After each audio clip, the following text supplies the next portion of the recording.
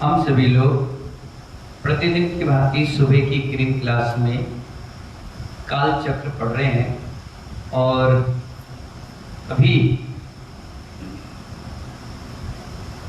कुलकर के बारे में समझ रहे हैं। किसके बारे में?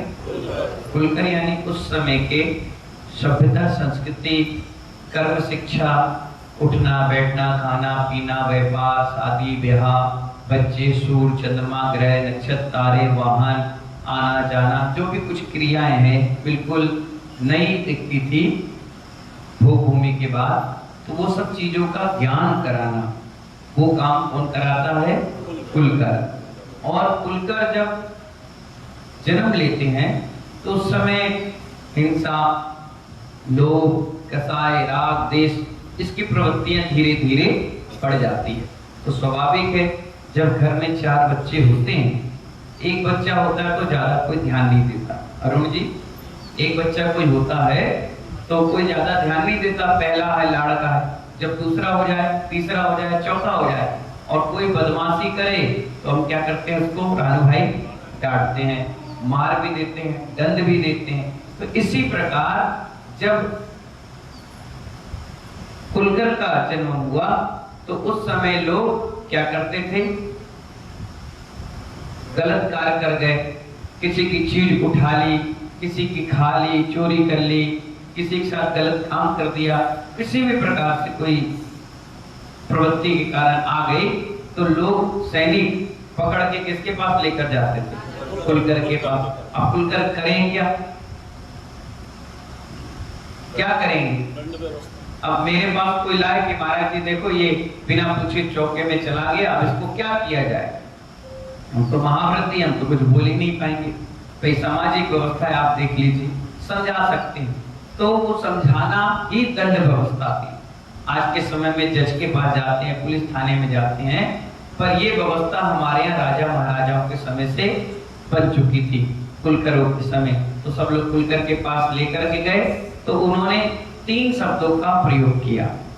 पहले जब शुरू में आए तो उन्होंने कहा हाँ। क्या शब्द बोला? हाय। अपन बोलते हैं ना, हाय भगवान, हाय भगवान, क्या हो गया?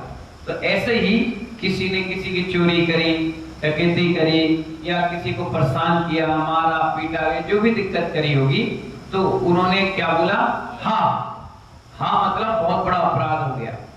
आज तो लोग मर्डर कर देते हैं, भाई का, पत्नी का, बच्चों का, परिवार का, खुद भी मर जाते हैं, लेकिन अंदर से ग्लानि के भाव नहीं आते, संवेदनशीलता समाप्त हो गई। लेकिन उस समय इतना आदमी दुखी हो जाता था अगर राजा ने कह दिया हाँ, तो मतलब पूरी प्रजा कहती थी हाँ, बस तुमने बहुत बड़ा अपराध कर दिया। फिर दूसरी बार समय बदला, फिर दंड व्यवस्था भी बदली, हाँ, और उसके बाद बोलने लगे माँ। क्या बोले? माँ शब्द का इस्तेमाल होने लगा। दीपक कौन सा? हाथ छोड़कर बोलो। पहला कौन सा? हाँ। फिर दूसरा माँ, और फिर तीसरे धीरे धीरे बदलता चला गया समय काल तो धिक्कार है। अपन कहते हैं धिक्कार है, तुम यहाँ यही काम बचा। तो वो धिक्कार शब्द कहां से आया?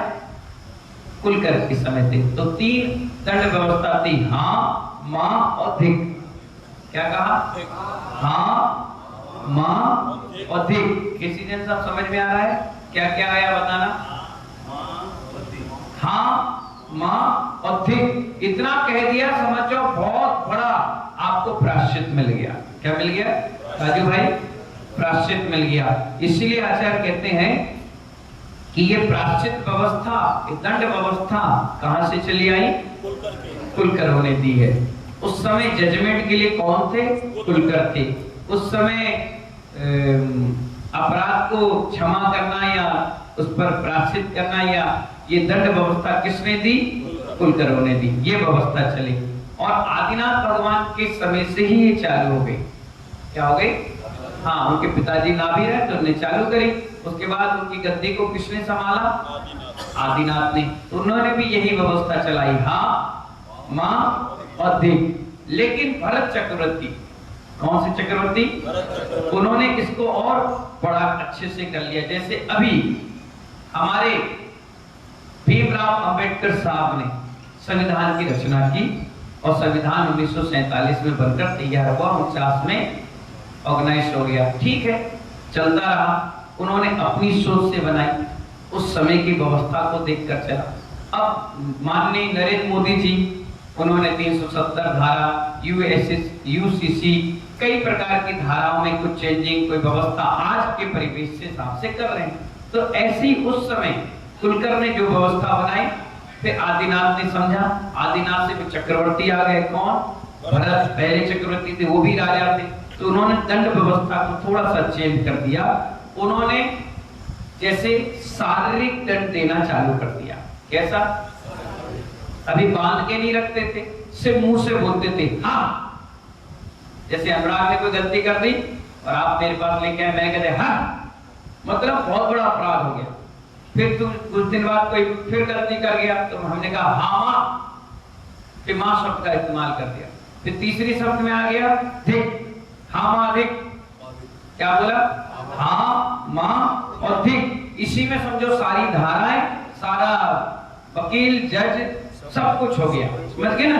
अब भरत चक्रवर्ती ने देखा कि हमारे जो लोग हैं ये फिर भी उद्दंड रहे, मानिए मेरे हामाधिक में भी। तो उन्होंने कहा एक काम करो, अब शारीरिक वेदना चालू करो, जिससे लोगों को बांधा गया। क्या किया गया? जेल में डालने की विधि किसने बताई? इनको एक काम करो, ये प्रांगण है, यहाँ बांध के रख दो, एक दिन रख लो, दूसरे दिन सुधर जाएगा, 2 दिन रख लो, सुधर जाएगा। एक काम करो, इसको 2 कोड़े लगाओ, 4 कोड़े लगाओ, चलो एक काम करो, इसके हाथ पैर बांध करके कोठरी में डाल दो। ये व्यवस्थाएं जो किसने बनाई? चक्रवर्ती भरत ने बनाई।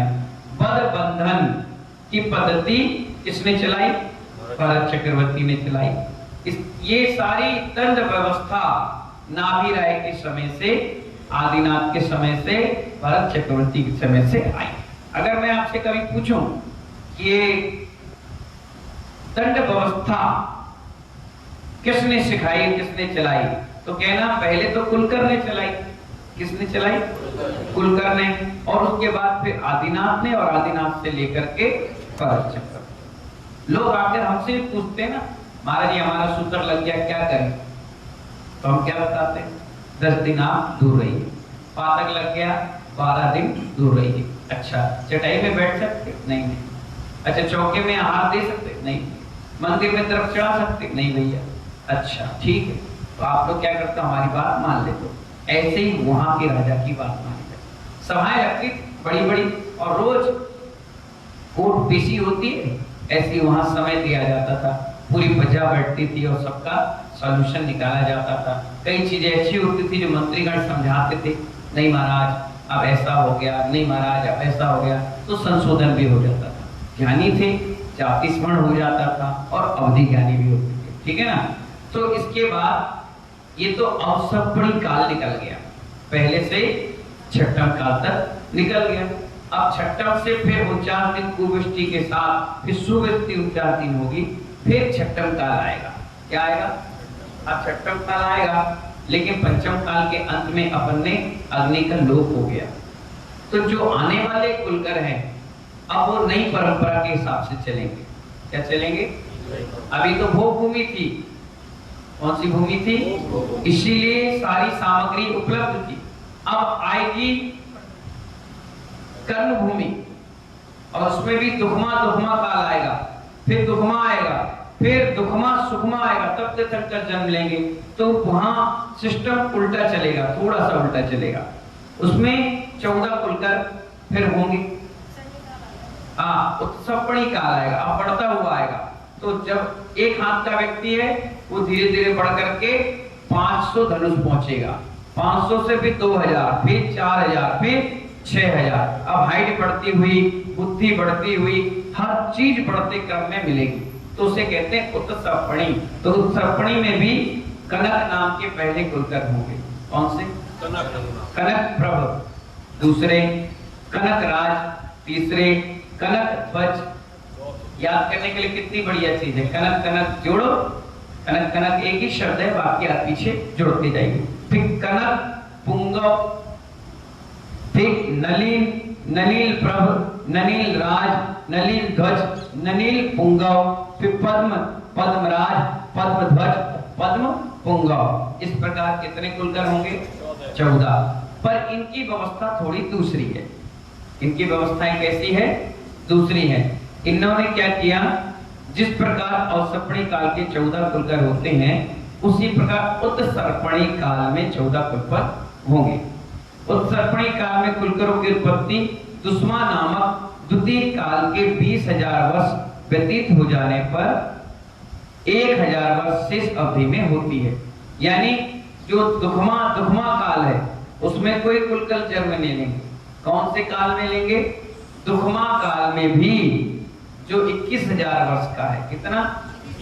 21,000 वर्ष का। ये पंचम काल चल रहा है, इसी का नाम दुखमा काल है।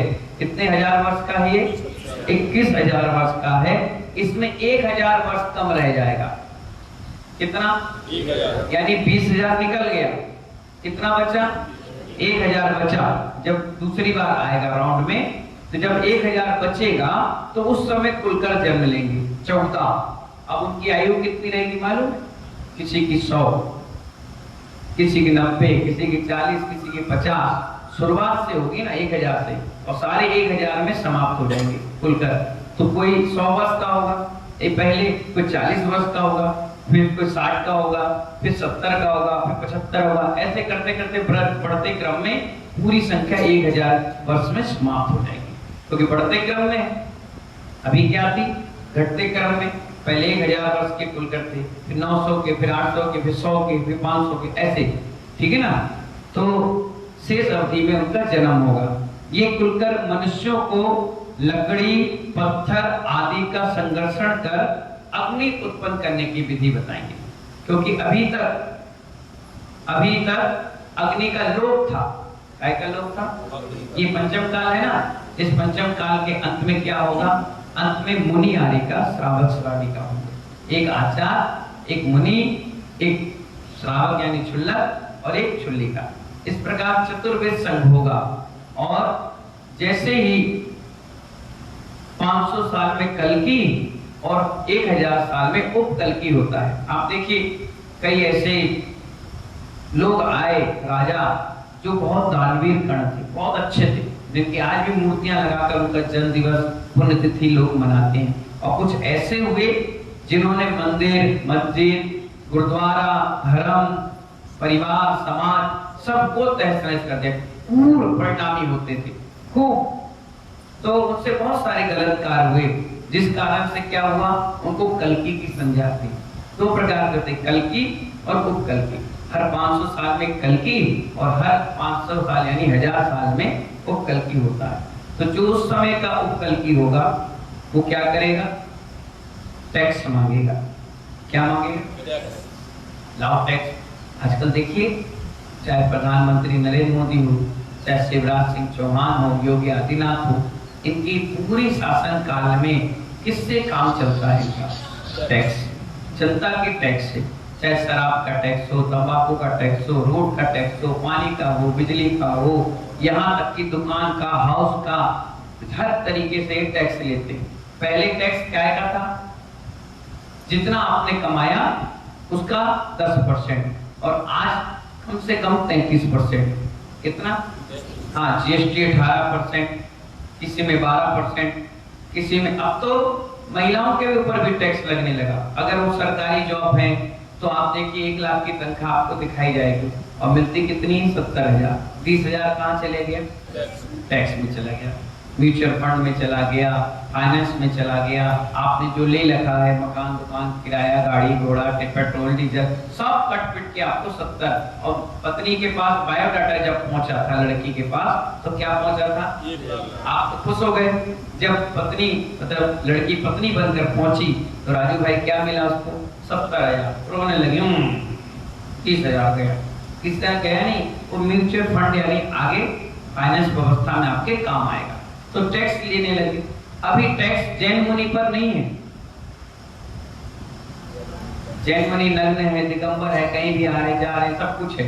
तो उस समय का जो कल्कि राजा होगा वो अपने मंत्री से पूछेगा, भाई सरकारी खजाना भरना है, तो बताओ चाचा क्या करेंगे? सरकारी खजाना भरना तो पूछेगा, बताओ भाई हमारे राज्य में कौन ऐसा व्यक्ति है जो टैक्स पे नहीं करता? तो मंत्री है, वो कहेगा जैन मुनि। अच्छा, सब देते हैं, वो क्यों नहीं देते? क्योंकि उनका कोई मठ आश्रम नहीं, कुछ चंदा प्रतिष्ठा नहीं, कोई व्यवस्था नहीं है, इसीलिए वो टैक्स नहीं देते। बोले फिर रहते कैसे हैं? बोले एक टाइम भोजन करने जाते हैं। अच्छा, क्या करते हैं भोजन में? बोले सादा शुद्ध आहार लेके आते। इसके अलावा बोले कुछ नहीं, कुछ ही कमर देते बस। अच्छा, एक काम करो, जो पहला ग्रास लें वो टैक्स के रूप में ले लो। क्या करो? पहला ग्रास जो है उसे टैक्स के रूप में ले, बस हमारा टैक्स हो गया। लोग ये तो नहीं कहेंगे कि ये अछूते रह गए, इनसे भी टैक्स लिया हमने।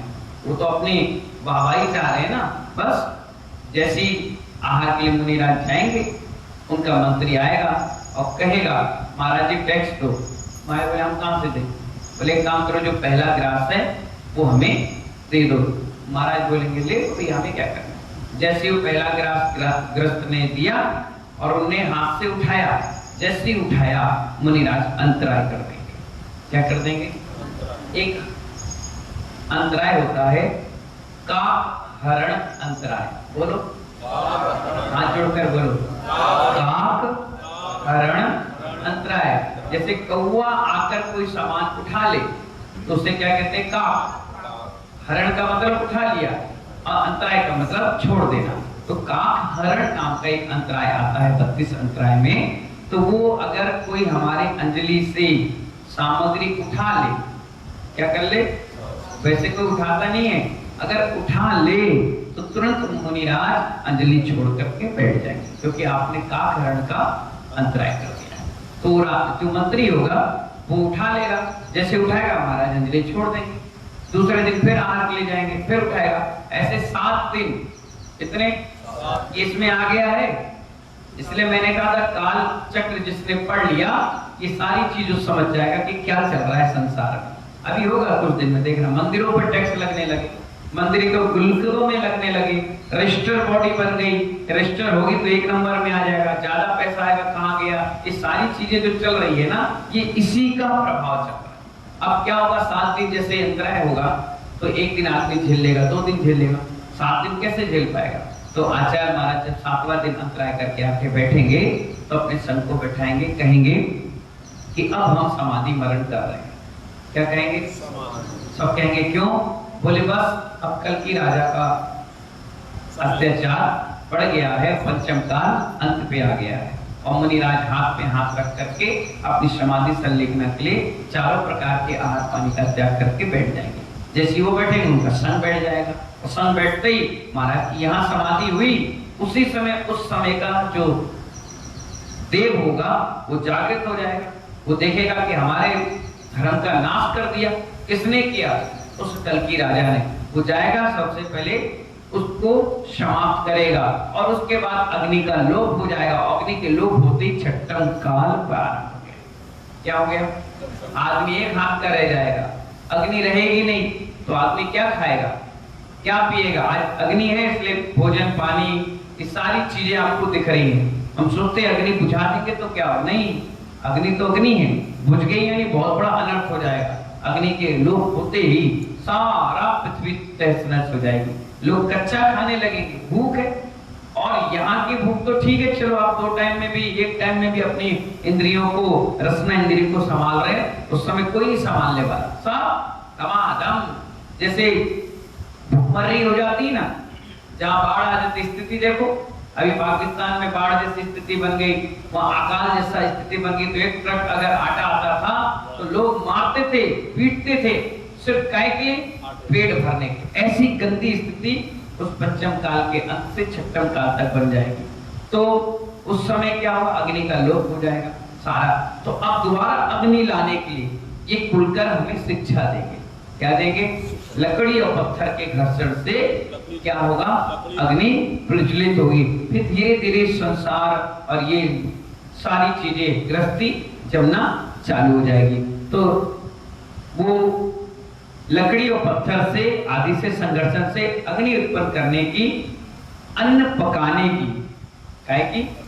अन्न पकाने की शिक्षा देते हैं तथा विवाह करके इच्छा अनुसार सुख उपभोग की प्रेरणा देते हैं। शादी ब्याह वगैरह, परिवार बसा लो, इस प्रकार से क्रिया। उत्सर्पणी काल में मानवीय सभ्यता का जन्म इन कुलकर के काल से ही होता है। अंतिम कुलकर तीर्थंकर के रूप में जन्म लेंगे। क्या लेंगे? अंतिम कुलकर से तीर्थंकर जन्म लेंगे। सॉरी, क्या लेंगे? अंतिम कुलकर कौन है? पद्म पुंगव। अंतिम कुलकर कौन है? जो उत्सर्पणी के हैं। अभी तो नाभि रहे थे, इससे कौन जन्म लिया? आदिनाथ। जो अगले आएंगे पद्म पुंगव, हाँ, वो आएंगे 14वें नंबर के। तो उनके जो परिवार में जन्म लेंगे वो इस उत्सर्पणी काल के प्रथम तीर्थंकर होंगे। पद्मनाभ, क्या नाम है उनका? पद्मनाभ नाम के जो राजा होंगे वो दीक्षा लेंगे और दीक्षा लेते ही तीर्थंकर बन जाएंगे। उनकी आयु भी ऐसी ही होगी, 70-72 साल की। फिर दूसरे होंगे वो 100 साल के होंगे, तीसरे 200 के होंगे, फिर बढ़ते क्रम में चले जाएंगे। ठीक है ना? 83-84 लाख पूर्व तक की आयु तीर्थंकर की रही। पहले तीर्थंकर की कितनी आयु थी? 84 लाख पूर्व। ठीक है ना? तो इस प्रकार से आपने आज कुलकर की व्यवस्था समझ ली। समझ गई दंड व्यवस्था कैसी चलती है?